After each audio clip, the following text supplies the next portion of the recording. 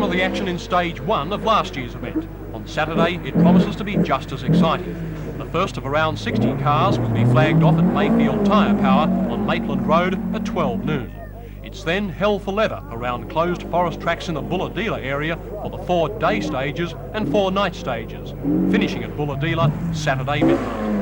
The winner of last year's event, Ian Hill of Gosford, seen here in his Escort, is once again expected to be among the pace setters, along with the current rally championship leader John Atkinson of Bega and the hunters Peter Halford. Spectators, if not the drivers, are in line for some real excitement thanks to rally director Mary Boddy of Newcastle MG Car Club. That's right, a lady has for the first time been given big responsibility in the male-dominated sport of car rallying. Was she surprised to have been asked to take on the job? Yes, I was surprised, and when I thought about it, I was really pleased. I hope it won't be the last time a woman gets to do something like this. Have all the men helped you organise it? Because at this stage, they're very pleased, I believe, with the way it's gone. Oh, yes, everybody in the club, the MG Car Club, have been absolutely wonderful. Everybody's pitched in, and I think that'll continue over the weekend because there's a lot of people involved in this, and I think it'll all go quite well.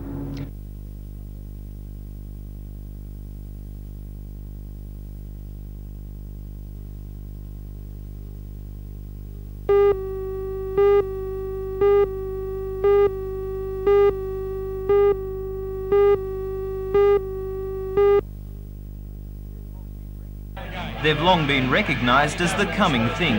Video draw poker machines first appeared about a year ago and have brought the microchip revolution to a gambling industry dominated by one-armed bandits. Until now, the game has been illegal, but the government and police turned a blind eye until video poker became too popular. Yesterday's decision by the State Treasurer, Mr. Booth, to legalise them in pubs only has denied a source of revenue to milk bars and licensed clubs. According to Mr. Bob Ferris of the Registered Clubs Association, losing video poker will push many small, already struggling clubs over the brink. At this stage, I do not believe it would hurt any of the large clubs or even medium clubs. It would have a dramatic effect on the smaller clubs. Again, I do not believe that it would greatly benefit the smaller hotels. Surely if registered clubs had exclusive rights to these video poker machines, it would hurt pubs. Surely pubs have a right to compete with you. Isn't there enough room for both of you in the market? We agree with you. With the introduction of random breath testing, we both had a very dramatic drop down or turn down in trade. We can't be blamed for their turn down like they can't be blamed for our turn down. But poker machines in clubs are for members, and profits from poker machines go back to members. In hotels, they will go back to the publican. And sometimes that can be an overseas corporation.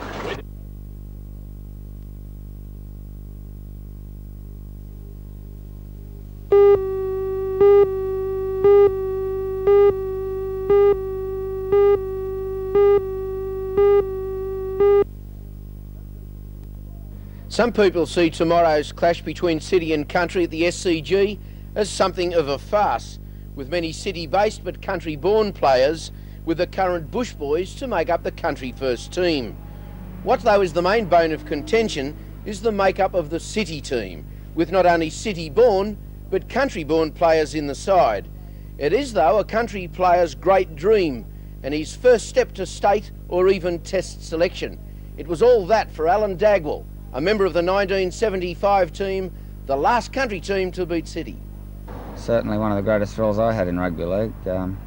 Sydney Cricket Ground. We beat City 19 points to 9. Star-studded City side, full of about 12 internationals with the likes of Langlands, Fulton, Beatson, and etc.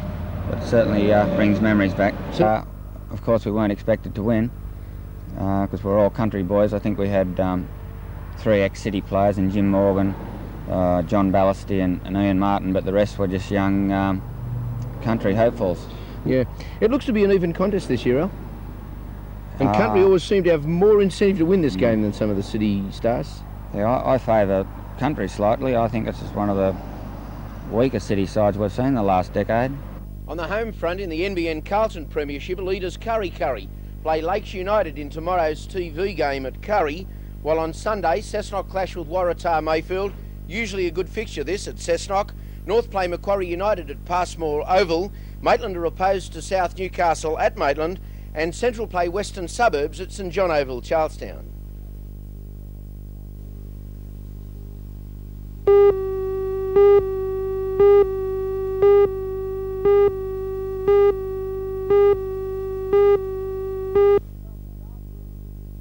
If the Falcons are to win, and the season's biggest crowd will be there to support them, they must combine the individual talents we've seen all year.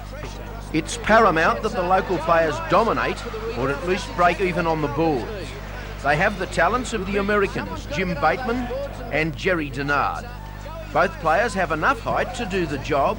They are both goers, and I think they'll show their worth tomorrow night. The Falcons also have the firepower, for they have two of the nation's best shooters in international Ian Davies, who certainly hit his best touch at the right time, and youth international Mike Johnson, a man who has a remarkable and unbounded talent on his night. Win for them, and Bateman, Johnson this time. Go away to Jim Bateman. Bateman slowing things down, allowing the play. Oh, look at that. That is fair dinkum. Jerry Denard tapped it in from the knee. Those and others in the team have no excuses for slack performances. Something that can never be tolerated any time, tomorrow in particular, as they have a captain-coach combination of courage in Ian Rebillard and Dave Ankeny. Driving basket, Dave Ankeny on picture there. The team is different this year due to the attitudes of those two men. We say they can be national champions. They can only believe it when and only when they beat Geelong.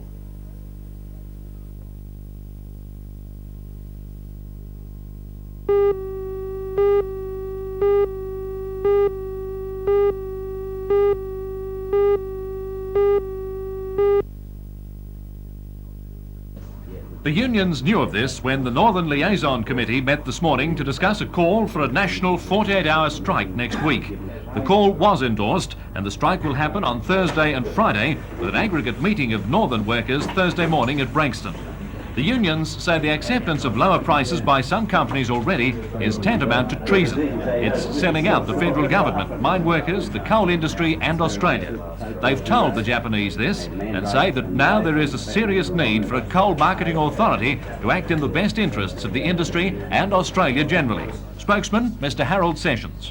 Prices continue to be undercut and give the Japanese a distinct advantage, then mine workers' jobs will suffer, and more heavily this time than was ever imagined before. But the Coal Association said this morning that if the strike goes ahead, it will reduce the bargaining power of the Australian producers.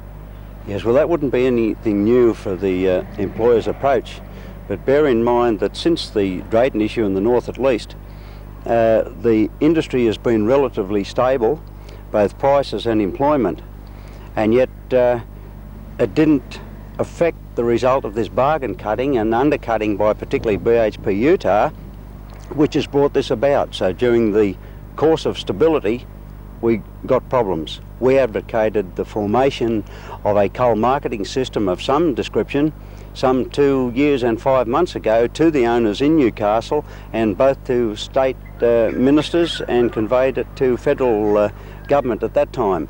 But unfortunately it fell on deaf ears. Maybe now they're rethinking the position.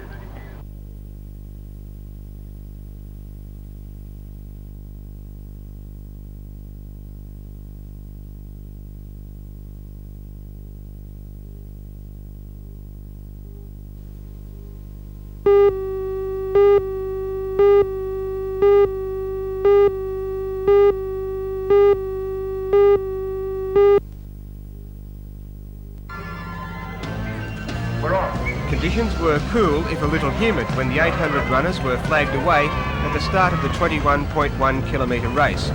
It wasn't long before the elite runners broke away from the field. Among them, top marathoner and cross-country champion Laurie Whitty, outstanding local athlete Brian Morgan, and the winner of the first Cooranbong half marathon, Michael Beastie. One runner made an early burst, but was soon reeled in by the more experienced racers. At the first water and sponge stop, 3 kilometres from the start, many participants took advantage of the refreshment, as they still had 18 kilometres to go. The quiet rural scene echoed to the sound of 1,600 pounding feet on their way out to Martinsville and back. Even Baby came along for the brisk morning jog in the forest. Age was no barrier, many runners just aiming to finish and enjoy the companionship of the day. As the 1 hour mark came up, it was Brian Morgan who emerged from the forest a clear leader.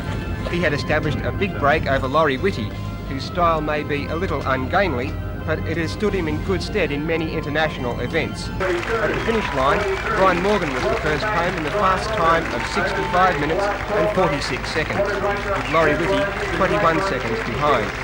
Kim Milne was third in 68.41 and Mike Beastie fourth in 69.28. For Morgan, the run was a great warm-up for the Wang Marathon, to be held in Sydney in 3 weeks' time. Well, I did 65.46, which is about a minute faster than I did in the National Panasonic Half Marathon about 2 months ago. So I'm improving all the time. I'm aiming for the Wang Marathon in 3 weeks, and that's certainly a confidence booster for that. Top Sydney runner Karen Salmon was the first woman across the line in 81 minutes 47 seconds, a long way ahead of second place getter Lynn Jasecki. For all runners, the Currumbong Half Marathon was a great success, and it's now established as a highlight of the running calendar. Right, just under 85. Go.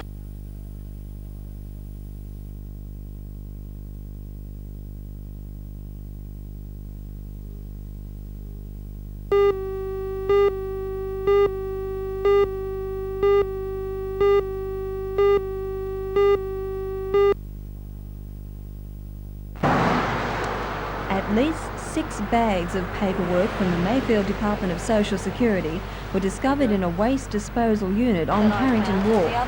The discarded papers detail personal information about applicants who have applied for Social Security. Among the rubbish, character assessments carried out by the department's social worker. The assessments contain names and addresses and reflect the particular applicant's employment chances and personal problems, among other information. So how is it that personal information about Social Security applicants, detailing everything from their medical history to their bank account numbers, can end up in a garbage bin on the wharf front at Carrington? Well, it shouldn't end up over there. We have a cleaning contractor here whose responsibility to dispose of all general garbage in a responsible manner, and by that I mean it should at least be taken to the domestic tip out there at Shortland. Mr. Sargent says these computer records should not have left the office. Such information is usually kept under lock and key until destroyed by Australian paper mills. But what about the handwritten draft assessments by the social worker? Shouldn't they have been shredded or partially destroyed before considered office rubbish? I don't have shredders here, but the staff have been instructed from time to time that all those personal documentation should be torn up into several pieces manually before placed in the garbage tins. Well, now that this has been brought to your attention, what are you going to do? I'll do everything in my power to make sure that doesn't happen again. Inquiries carried out by the department this evening revealed that a relief team was involved in the disposal of the paperwork, which has been recovered from Carrington.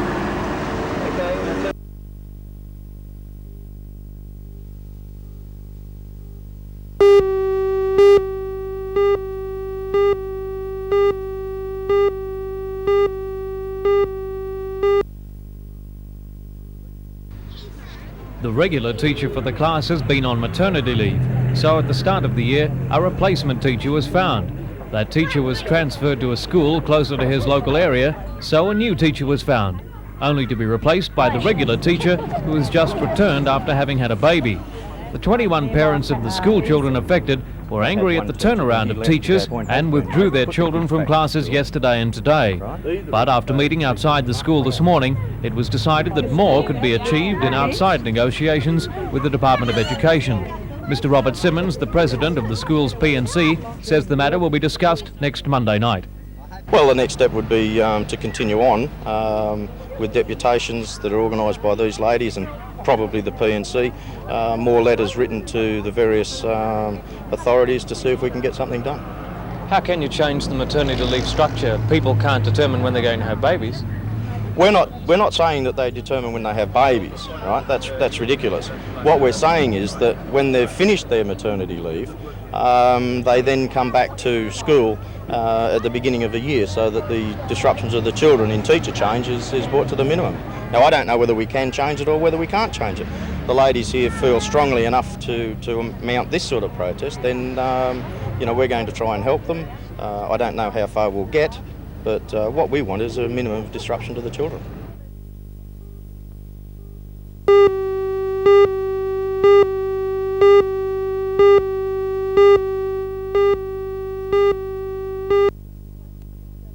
The proposal to establish the tax office at Warrabrook Estate was put before the Warrabrook Estate Committee last night. The Kern Corporation believes that other sites outside the Central Business District should be considered by the Department of Administrative Services. The department then advises and consults the Taxation Department on where to locate the new offices.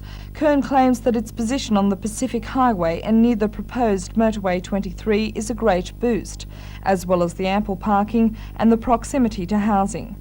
The Regional Tax Office will begin operations in either rented or newly built premises on the 1st of July next year, and so the battle for who will develop and construct the project has just begun.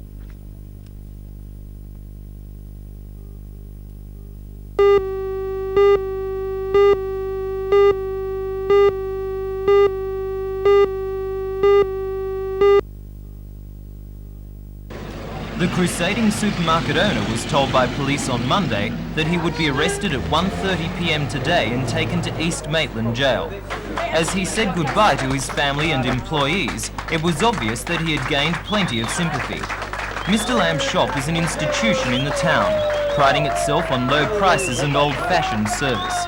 His argument that the blackboard ban is an example of council pettiness and that it should instead concentrate on making Station Street a mall to revitalise sales has a lot of support amongst locals.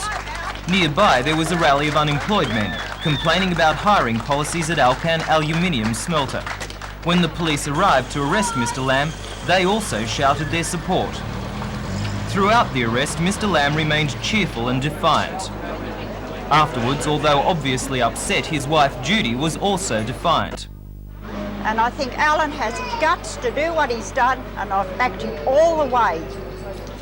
And I think, well, I just think we have played our part for the last 31 years in Western, and I'm proud of Alan and myself. This afternoon I spoke to the acting town clerk, Mr. Colin Cowan. He wouldn't agree to being interviewed on camera, but told me that the ordinance was designed to protect council from prosecution should a member of the public trip over one of the billboards. Mr. Cowan pointed out that Mr. Lamb had been warned on several occasions that he was breaking the law before he was prosecuted. Mr. Cowan also pointed out that other people had been prosecuted under the same law but had paid their fine. Reacting to Mr. Lamb's criticism that no mall had been established in Western, Mr. Cowan said that the council was currently studying such a proposal.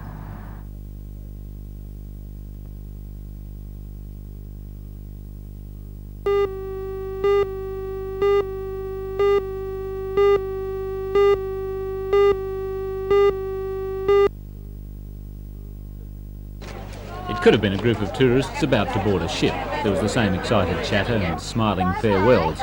However, this cruise is on rails.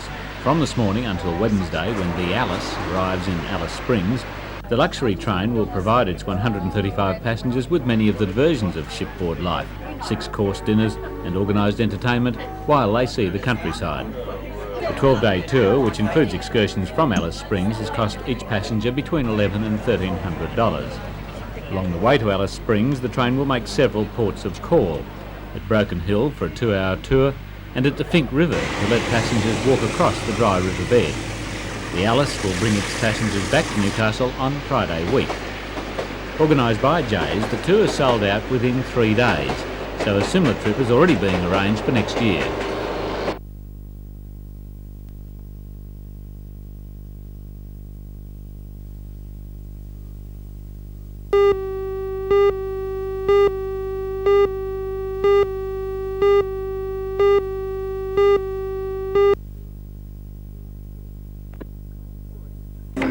Already at the university, there's a generation of students that's grown up with computers, having come through high school with them.